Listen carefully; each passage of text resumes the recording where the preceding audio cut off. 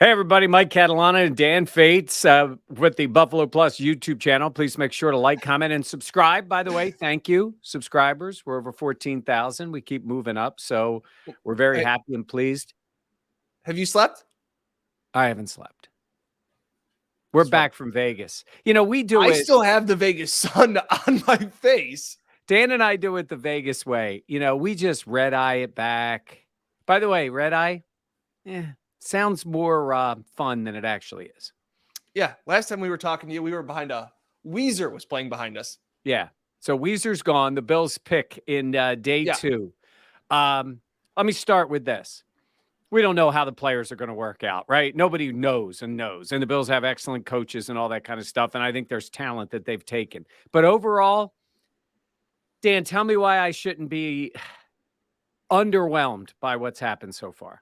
And I think that's fair. Like, why isn't it fair to say that there was a lot of talent in that second round? And when teams were moving up, there was like 7 or something trades. Beane stayed put. And I understand where his guys are and trusting his board. But I think a lot of us like Sky Moore. I think a lot of us liked a wide receiver in that round with John Mechie And Sky Moore. Sky Moore and George Pickens. A lot of those guys. And you knew Kansas City was probably going to go with a wide receiver. So to not do that, and then this is probably an overreaction, but it almost seemed like they kind of got caught. Like then they didn't know what to do. So they trade back, buy some time, and then trade back again. Mike, I'm with you. I was a little bit underwhelmed. Where Brandon Beane's MO has always been aggressive, he wasn't. He seems timid in the second round. Now, again, we're talking about the mechanics of making it. That's why I'm saying is I'm not talking about the individual players. We'll get to the individual players here. I guess I looked at it with the Bills, and he did make a semi-aggressive move in the first round, because any move in the first round is something, because it's costly. It cost him a 4th-round pick. But then in the second round, you sit, and then you go back, and then you go back again. And then the third round, you wait, and you just see some of the talent going. All right, that, again, is about value and mechanics and who Beane's board, how it stacks up with maybe the consensus around the league, what players are thought of by other people. And I guess my point to that too, Mike, is that because, like you said, any move in the first round takes some capital. You know, it cost them a 4th-round pick, right? To move up those 3 spots in the first round. But they obviously liked Kaiir Elam, and they didn't want to wait. So it was like, we got to go get our guy. Let's go get him now. And I love that mentality by Beane in the first round. If that's your guy, go get him. Don't leave it to chance. And I felt like maybe he left it to chance a little bit to see how the board fell. And the way that it just fell probably wasn't the way the Bills would have hoped. Right. And then you're spending your time trying to get back that 4th-round pick because, you know, you guys know, people who watch the draft, they've got a bunch of 6. They've got a bunch of picks that are with real high numbers. They're going to package some of those, would be my guess, and maybe get into the 4th round where they're not right now. But all that's on the back end of the draft. Yeah. We're talking about day 2 here. So let's start with this. They move back. By the way, I guess it's possible that the Bills weren't interested in a running back in the first round, but the guy they were tied to went pretty fast in the second round, and he's going to play against the Bills, you know, with Breece Hall going to the Jets twice a year. He's going to play. And so they do take a running back, and the guy has ability. Yeah. You know, you guys all know his brother, Dalvin Cook. He was used. He never got a bunch of carries. Good in the pass game. You can see it. Just watch the highlights. The highlights don't show you everything. Just watch the highlights. The guy has a gear. He does have that one-cut mentality. You'll see, I think, watching him, you will see flashes of his brother in a similar way. He's a little slender, is the word that's been described about him. I see what the idea of James Cook is. Do you agree the idea of what he would bring to the team? Absolutely. I think there is that upside.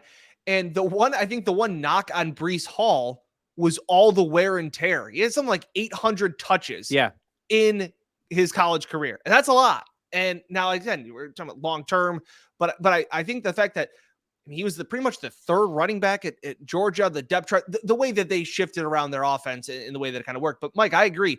And talking to him, he kind of said, we asked him, what does he bring to the Bills? What will he do? And he says that he will be able to line up on the outside and be a deep threat and to be a deep ball guy, which I thought was kind of interesting because you never hear a wide receiver saying like, hey, let me go line up outside. You hear running back. Yeah. Yeah. Sorry. Playing in the slot, Beane even said that he can line up there. Look, if he is all those things at the NFL level, I'm all for it because I now we're talking about a weapon. Now we're talking about a guy that can be used in multiple ways.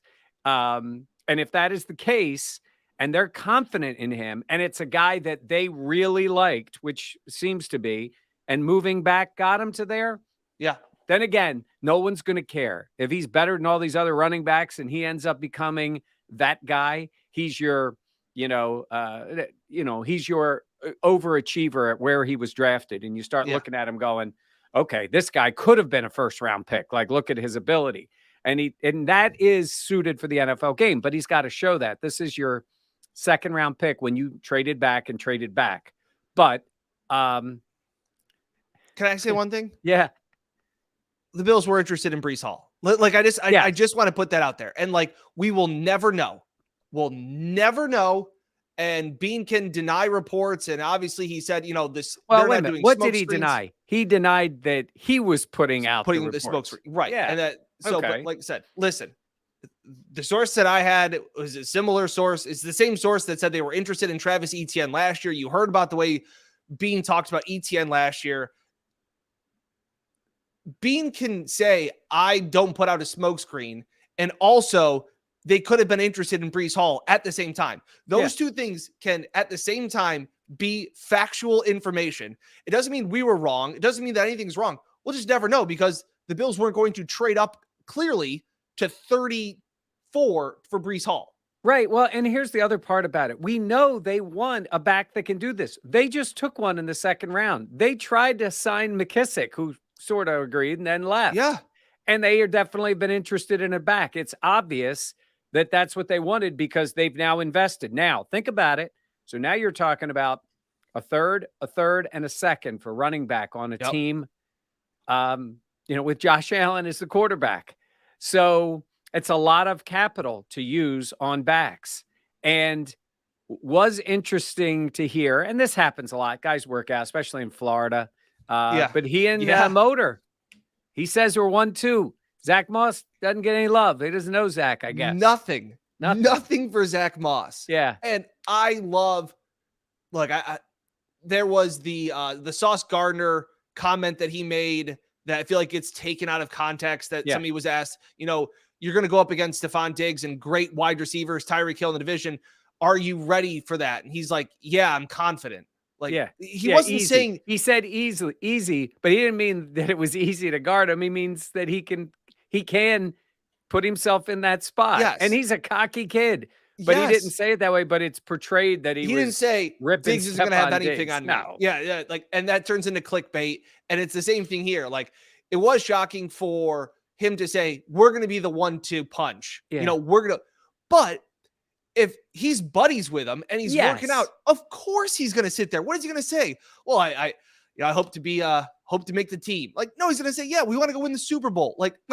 He's thinking of Devin Singletary as the back because he was the back last year, and they work out together. So I liked it. I was fine with it. I don't think it's any direct shade or don't read into the future of Zach Moss off of what James Cook said right after he got drafted on Friday night. 5 minutes into his time with the Bills, he's not making decisions on the roster. Yes. But it's Brandon Beane. So then I think the thing about it is we all got caught up in the idea of a wide receiver just to give Josh Allen another, and you start seeing him go, and another one goes, and Mechie goes, and Sky Moore goes, and you're like, Pickens, yep.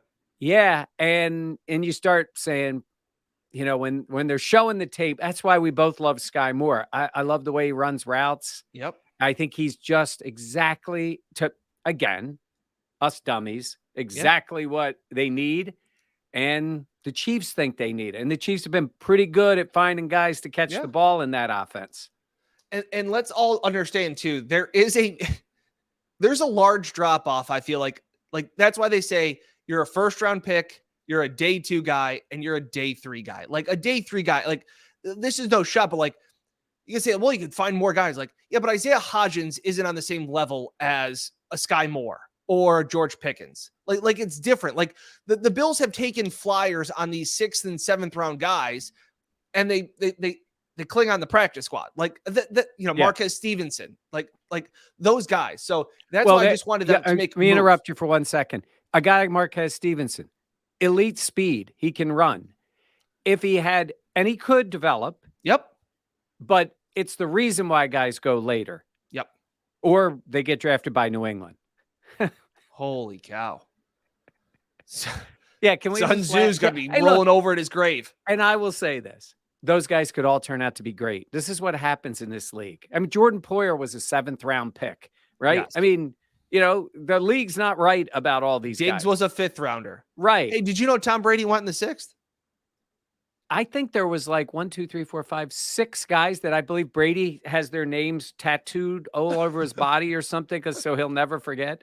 But in terms of that, like, this is what can happen. But man, New England's picking guys, that you're like, "Ooh, Bill, you could have waited." It's like he was in a hurry to get out of the room or something. And remember, Beane would say, like, he doesn't want those where you get drafted puts that pressure, that stigma on you of you have to live up to that. Like Cole Strange was a guy that a lot of people were saying was a 3rd round pick. That a lot of people liked him. They liked him. They liked this guy. Where'd the Rams like him? They liked him at 104. Like they liked their pick. Hey, and he could end up being great, right? I mean, that can happen. Absolutely. But you've now labeled him a 1st round pick. Yeah, exactly. He's getting paid like one. All right. So then let's get to the linebacker they just picked. And you just got off the Zoom call with him. Yeah. Interesting. Yeah. He has a lot of traits that again, he's the kind of guy the Bills are going to draft. Great team guy, team first, gives everything, smart. Yeah. All those things. He's undersized. Yep. And the big knock, at least from what I've seen about Terrel Bernard, is that it's tough to get off blocks. He's not that guy. So you got to build that up. But in terms of a linebacker, when I'm thinking of a linebacker for them to be drafting, bluntly, I'm thinking, are you finding the guy that could walk in eventually and replace Tremaine Edmonds? Okay. Not Matt Milano. This young man seems like he's the backup for Matt Milano and a special teams guy, not for Tremaine Edmonds. Okay. Counterpoint, because I agree. Yeah. And getting off the Zoom call with him, and it's funny, I don't watch a ton of Big 12 football unless I'm gambling on it. And one of the games that stuck out to me, was the Sugar Bowl, and he was incredible in the Sugar Bowl. He was the MVP of the game. He had 20 tackles and a sack. Like, the guy can get to the ball. And then he's talking in the Zoom, and he says, that he is undersized. He's 6'1", 225. Right. And, he was asked about, what would you say about being an undersized guy? And he goes, well, look, the NFL is kind of changing into some of these guys that can run with players, kind of go chase down guys. In linebacker position. And then he goes, one guy I, modeled my game after, and I've really studied a lot of film on, is Matt Milano. And he's like, so it's kind of crazy that I'm, now going to be, he goes, because I've loved watching him play. So he has played middle linebacker.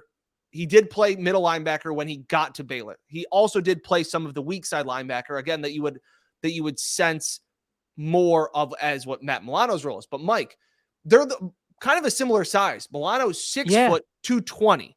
But what if they want to go a little bit smaller with their linebackers? And what if they want Milano to be the Mike? Yeah, I guess. I mean, that could happen. But I'm just saying, what if Milano could bulk up? And what if they say, we want you to be at 230? I don't know. Yeah, I don't see that. I don't see that. Look, for right now, this guy's drafted. To me, he's going to be a core special teams guy and a backup linebacker. He's got A.J. Klein's role, right? Yeah, but he's not as big as Klein. I know, but I'm talking about role in terms of snaps on the field. That's where you're looking at. You're picking him in the 3rd round. You're expecting he's him to competing with Dodson. I feel like he's competing with Dodson to get those snaps. Yeah. Because right now I would put Dodson tomorrow Yeah. those guys would be competing for AJ Klein time. Yeah, he's gotta earn this. This isn't the first round pick because I think we both believe he's starting. They have him penciled in. They'll never say it as the starter. I'm not down on these individual players. I will say I'm just based on Bernard, based on what I've seen and read, I'm thinking I know it's late third round, so the expectations are a little different. But the first two guys you see starter, absolute starter potential, right? You see upside. Yep. Yes. Right. Certainly your number one pick and then second. So now the question is, here's where they are.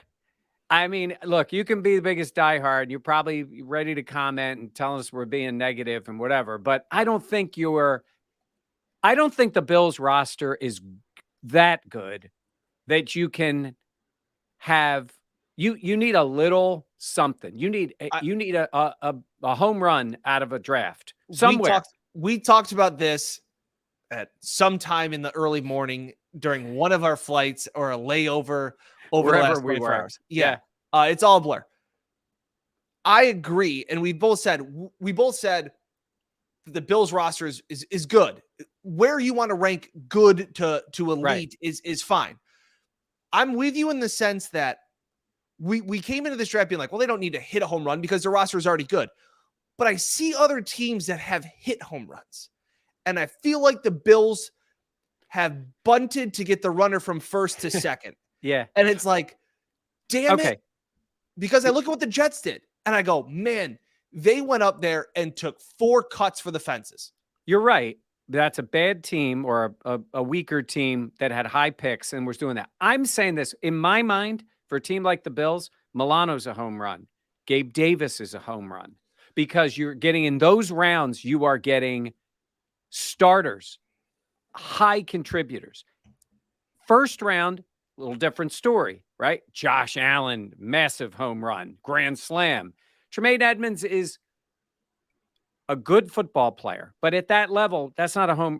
If you had Tremaine Edmonds in the 3rd or 4th round, I would consider, when I say a home run, I'm saying like, because when you draft in this league, first top 10 pick, you're expecting full on starter, chance to be an all pro player. That's what you want. Anywhere in the first round, you expect that guy to compete right away and become a starter quickly. Second round, pretty close to the same thing. You want that kind of guy. And then the expectation doesn't mean it can go a little bit lower because you're saying like 4th, 5th, 6th round, you can be drafting a guy with a specific need. You can say he's our core special teams guy. He develops into being more than that.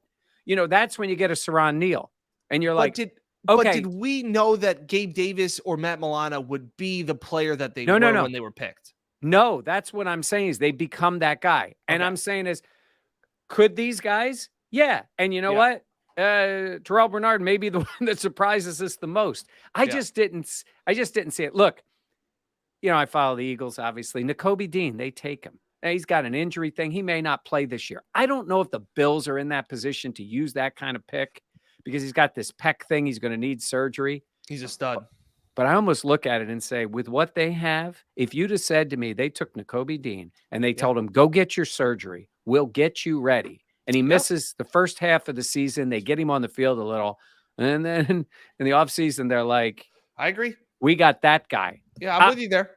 You know, that's now look, I don't know. Brandon Beane does know a little more than the two of us, but I'm saying is that sort of mentality. But maybe they have, you know, they have a different thought on this, and we'll see what they do in the last day. Yep. But it's a lot of picks. They better get themselves back into the 4th round, I think, to take one. This is less swings at swings at pitches than it is more maybe getting a little more quality. They got a 5th, 4 6s, and a 7th. Yeah, they're going to package some. I know he mentioned it's harder to get those free agents to come because, you know, the Bills have a good roster and they're looking for a place they can make a roster when those highly coveted free agents. But come on, you know, maybe that is one of those is, you know, they are drafting a punter. You know what I'm saying is these later round picks, but I want to see, I want to see another wide receiver somewhere. I'm with you. So maybe it's just from the flight. Maybe we're just a little tired. Cranky. A little cranky. I want honest answers from Bills fans. I mean, look, you can be excited just because they're your team and you trust Brandon Beane and you have every reason to trust him. I just haven't loved this. Correct. So like you can trust it, but I think it's also totally fair to say I was a little disappointed when they started trading back when I saw a bunch of other teams trading up. And I'm going, man, these guys, as we've all had the feeling of, there are one or two guys away from really rounding out the roster into being just absolutely, chef's kiss perfect. And instead it seemed like they played the long game. I think this is what Beane's playing. And that I guess that to me was a little disappointing. Yeah. But in fairness, before we go, take a step back. You got a starting corner and a different type of running back. Yep. Those two, at least, again, if they are what they project to be, I get it. Nobody's going to care about trading back. If this is what he is at the running back position, and if Cook becomes that guy and he's out there running wheel routes and blowing by people and Josh Allen's finding them, hey, more power to you. Then it ends up being great. I will say they are two positions of need on this team. Yep. If you're going to play the running back, you need somebody a little different, and you need a number one corner. So they did that. So, hey, by the way, if I'm Jordan Poyer, I'm thinking I'm getting a new deal. Yep. So good for him. All right, Dan, let's wrap up the draft tomorrow. Got the big final day of the draft. So thank you for whenever you get a chance to see this. Probably you're seeing this now on the final day. Bills will be busy. You're going to be getting those alerts on your phones. They'll be busy, but maybe they'll make a move up. Maybe they'll go get somebody. And then the real free agents, not the undrafted guys, the other guys in the league. That's going to be interesting to see where they go right after that. So that's going to do it for us. Please make sure to like, comment, subscribe. We'll see you the next time on the Buffalo Plus channel on YouTube.